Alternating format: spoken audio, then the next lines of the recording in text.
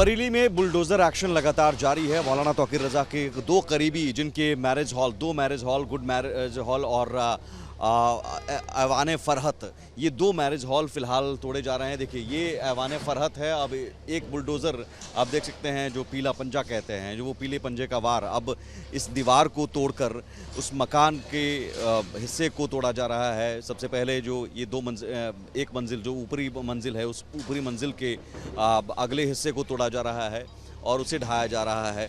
और दूसरी तरफ दूसरा बुलडोज़र, अब देखिए दूसरा बुलडोज़र गुड मैरिज हॉल, ये ऐवान फरहत है और ये दूसरा, ये जो आपको हम दिखा रहे हैं, ये गुड मैरिज हॉल है। उस गुड मैरिज हॉल को तोड़ा जा रहा है।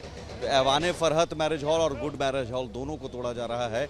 दो बुलडोज़र लगाए गए हैं।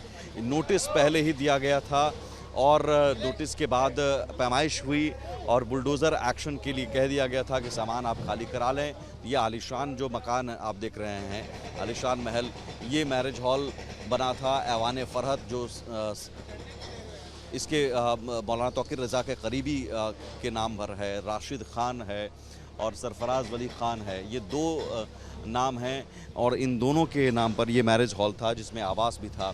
फिलहाल इस बुलडोज़र के ज़रिए देखिए अगले हिस्से को कैसे तोड़ा जा रहा है।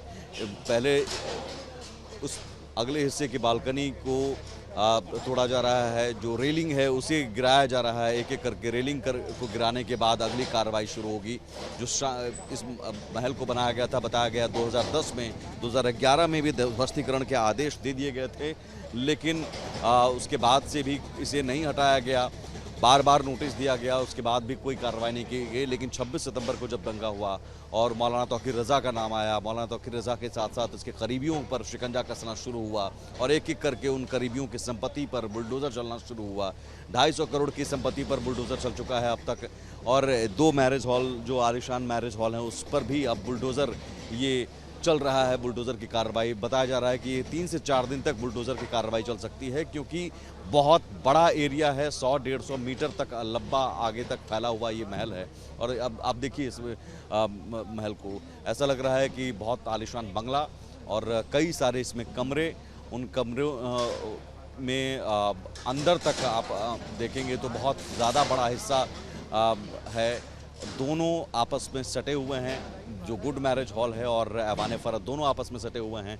और ज़रा संजीव टावर भी दिखाइए, मोबाइल टावर भी यहाँ पर लगा हुआ है, क्योंकि इस हिस्से को पूरा तोड़ना है तो वो पिछले हिस्से पर मोबाइल टावर लगा हुआ है, उससे मोबाइल टावर को हटाया जा रहा है। जो मोबाइल कंपनी है, उस मोबाइल कंपनी के कर्मचारी यहाँ पर मौजूद हैं और उस मोबाइल कंपनी से जुड़े हुए जो भी हार्डवेयर हैं उसे वहाँ पर हटाया जा रहा है। जो नेटवर्क पकड़ने के लिए, सिग्नल के लिए वहाँ पर जो उपकरण होते हैं, वो उसे उतारा जा रहा है। उसे कह दिया गया है कि आप अपना टावर यहाँ हटा लीजिए, क्योंकि ये ध्वस्त होगा, टावर भी गिरेगा और इस पूरे बंगले को, इस पूरे मैरिज हॉल को ज़मीन में मिलाया जाएगा। तब तक ये कार्रवाई चलती रहेगी। करीब 3 दिन तक, 3 से 4 दिन तक की कार्रवाई चल सकती है। और ये बुलडोज़र एक्शन के ज़रिए संदेश साफ कि अगर यूपी में आप दंगा करते हैं, यूपी में कानून को अपने हाथ में लेते हैं, तो एक्शन आपके खिलाफ लगातार होता रहेगा। इससे पहले भी बुलडोज़र एक्शन होता रहा है। फिलहाल सहयोगी कैमरा पर्सन संजीव के साथ मैं सुमित झा, रिपब्लिक भारत, बरेली।